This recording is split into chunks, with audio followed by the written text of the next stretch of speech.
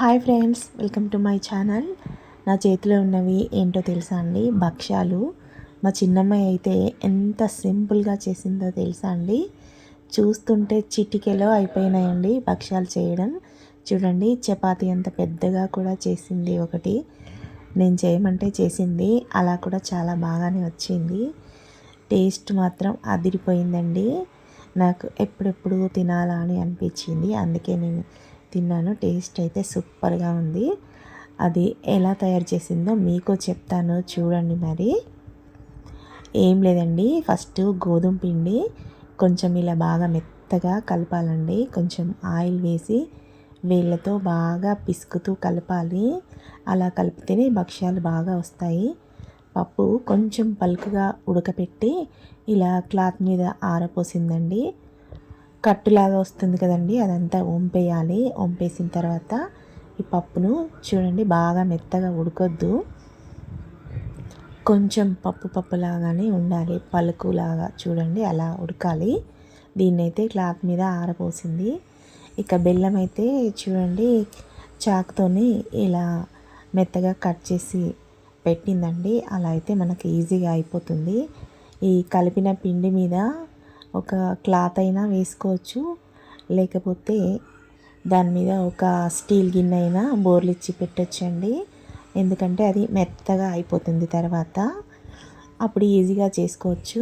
ఇంకా యాలకులు ఒక 4-5 అయితే చిన్న రోట్లో దంపేసి ఇలా బెల్లంలో కొంచెం తడిసేటట్టు నీళ్లు పోసి ఇలా మరగబెట్టాలండి.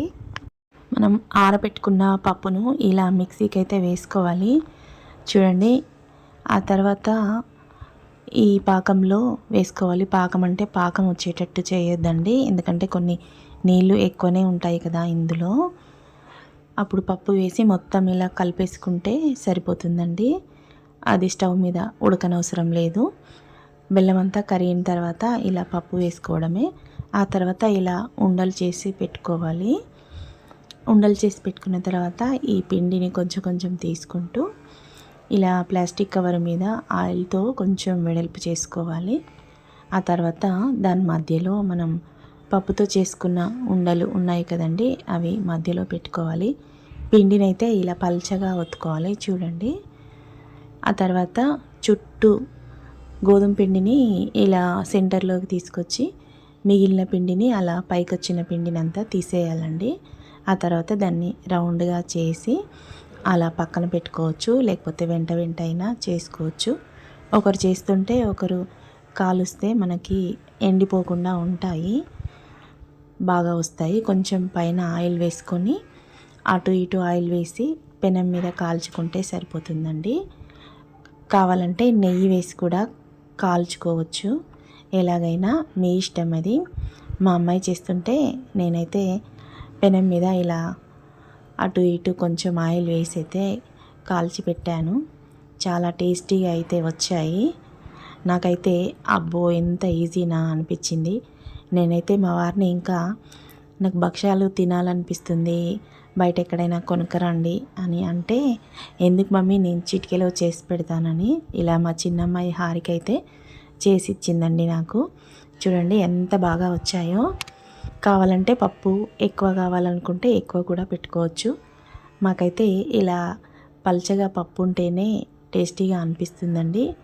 దీనిపైన నెయ్యి రాసుకొని కూడా తినొచ్చు, మనం కాల్చిన తర్వాత ఎలా అయినా తినొచ్చు.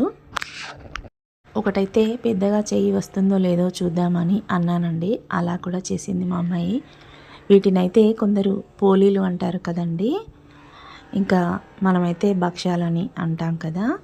ఇది పెద్ద సైజు చపాతీ అంతా ఉందండి.